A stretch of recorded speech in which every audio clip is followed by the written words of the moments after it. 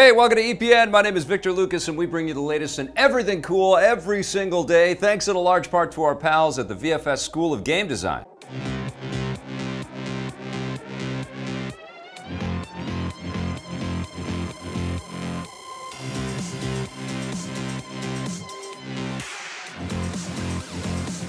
Thank you so much, Vancouver Film School. Today's rundown is dedicated to Jacob Jones Smallridge, who asked us very nicely on Facebook if his name could be mentioned in the next rundown.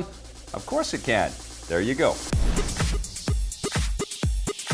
If you don't like the idea of Hollywood adapting popular Japanese manga franchises, you probably won't like this first bit of news. One Piece, the biggest Japanese manga franchise of all time, is being adapted into a live-action American TV series. Producer Marty Adelson, who worked on shows like Prison Break and Teen Wolf, has picked up the rights to make the show through his company Tomorrow Studios. Like the manga, we'll focus on the straw hat-wearing pirate Monkey D. Luffy, who sails the seas searching for the legendary One Piece, an ancient treasure that will turn him into the king of the pirates. The books first hit shelves in 1997, and there have since been 85 volumes selling a whopping 416 million copies, which easily makes One Piece the best-selling manga in history. That means there's going to be a lot of fans all over the world who are anxious about the new show. As the recent flop Ghost in the Shell has demonstrated, Hollywood doesn't have a very good track record when it comes to adapting Japanese properties, especially not one as popular as One Piece. The good news is that Marty Adelson says he's a longtime fan of the manga and promises the show will stay true to its roots. He's not going it alone, though. The project is being overseen by publisher Shueisha, who publishes the manga through their subsidiary Shonen Jump. And best of all, One Piece creator Ichiro Oda is serving as producer. Oda says that he expects fans to be worried, but promises that the new show will be a faithful adaptation, and he's excited to show them more. It's too late to turn back now anyway. There's no premiere window yet, and given that it's just being announced now, it's likely that we won't be seeing the new show for at least a few years. And speaking of big Japanese franchises, Monster Hunter is expanding into a whole new genre in just over a month. Nintendo and Capcom have announced that the new game Monster Hunter Stories will hit the 3DS in North America and Europe on September 8th, following its release in Japan last year. The game is a big departure from the previous Monster Hunter adventures. Instead of being a big co-op action game, this one is a turn-based RPG, and the art style is a lot more cartoony and colorful than the other games in the franchise. There's still a strong emphasis on exploration and weapon crafting, so it should feel sort of like other Monster Hunters, but if you're skeptical, Nintendo will have a free demo to try out on the eShop starting August 10th. Anyone who plays the demo will be able to transfer over their progress if they decide to buy the game.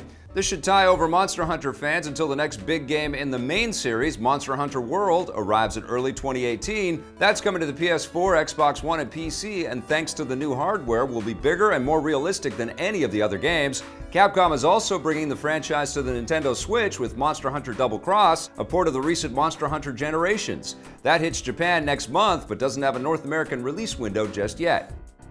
It looks like players are going to be able to jump back and forth between the Battlefront and the Battlefield. Electronic Arts has revealed when gamers can expect to be playing the next title in the Battlefield series. In a recent call with investors, EA CEO Andrew Wilson says that a new game in the shooter franchise is slated to deploy in 2018, which would put it out around 2 years after the launch of the last game, the World War I set Battlefield 1. Wilson didn't reveal any other details about the new game other than that it will run on EA's Frostbite engine, so we're not sure when it will take place or if developer DICE will be handling it. DICE is currently working on the new Star Wars shooter Battlefront 2, due out this November. That's also 2 years after the last game, so if EA continues this release schedule, it means players can expect to see new Battlefield or Battlefront games every year, with the two franchises rotating on and off. This would be a cool way for EA to keep shooter fans happy with a new game every year without them getting burnt out on the same specific franchise, something that their rival Activision has been accused of doing with the annual Call of Duty series. As for when the next Battlefield game might take place, it seems likely that EA will set it in the past once again following the huge success of Battlefield 1, so World War II seems like a safe bet. We'll let you know when the new intel comes in.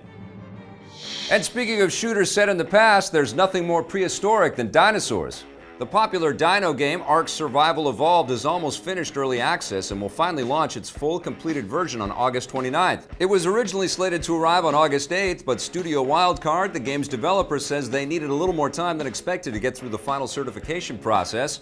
Ark Survival Evolved first launched on Steam Early Access more than 2 years ago, selling more than 1 million copies in its first month, and those numbers shot up to more than 6 million after the same Early Access version was released on the Xbox One and PS4 a few months later. The final version of the game will launch on all 3 platforms simultaneously and come with a new map as well as loads of bug fixes. The premise behind Ark Survival Evolved is simple. Players are dropped onto a large primordial island filled with dinosaurs, and they must use their wits to survive any way they can. Despite the game's popularity, it has seen some controversy. When the final version was first announced, Studio Wildcard said that they plan to wipe the PvP servers in time for launch, which would erase all the progress made over the last 2 years by early access players. This obviously caused a huge backlash, and the developers have thankfully reversed their decision. It's always a good idea to give your players what they want, otherwise your game might go extinct.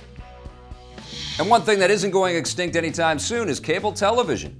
Over the weekend at the annual Television Critics Association press tour, cable giant AMC revealed several big upcoming projects. First up, they've greenlit a new horror series from Greg Nicotero, the special effects wizard behind the zombies makeup in The Walking Dead, as well as countless other gory film and television projects. Nicotero's new show is called Shock Theater and is an anthology series where each episode will tell a new horror story in the style of B-movie classics. Thanks to the work of his company, K&B Effects, Greg Nicotero has long been a proponent of traditional practical effects against the rising tide of CGI, so expect his new series to showcase how cool practical effects can look. That's not the only horror anthology series from AMC. The network announced another one called Wicked West, produced by Paranormal Activity and Get Out company Blumhouse Productions. The thing that sets this horror anthology apart from the other is that it will recount chilling non-fiction stories, so expect to see true crime, urban legends, and folktales. Hey man, I ain't making this shit up. I saw on A&E, man. It's real life. It's not all horror from AMC. They also announced a yet untitled comedy show from The Office co-star Rainn Wilson, which will focus on a normal human man whose body is taken over by an alien. You're dead. Finally, they've got another anthology series, and this one, thankfully, isn't horror. They're joining forces with Avatar director James Cameron to create a new show called James Cameron's Story of Science Fiction. It actually sounds more like a documentary series, with Cameron hosting 6 episodes that delve into the science fiction genre, the impact it's had on culture, and the real-life science behind it. That arrives in 2018. And that new show from James Cameron isn't going to make him forget to take audiences back to Pandora.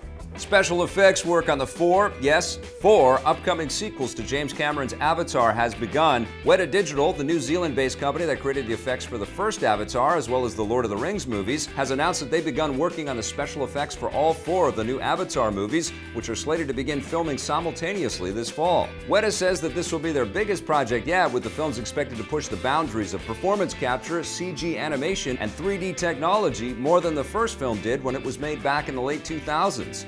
James Cameron himself has stated that he plans to push the studio even further this time around, which seems in keeping with his reputation for being a notoriously demanding filmmaker. The new Avatar movies are rumored to cost as much as $1 billion to produce, but given that they're making all 4 of them at once, that works out to $250 million per movie, which is actually less than most big blockbusters. The first one will hit theaters in December 2020, with the rest set to follow in 2021, 2024, and 2025. That's it for the rundown today. Thank you so much for watching. Remember, if you want to learn about game design, visit our pals at VFS.edu. We'll be back again tomorrow with a brand new rundown for you. In the meantime, watch some of the other content we put up, and if you like it, hit subscribe, okay?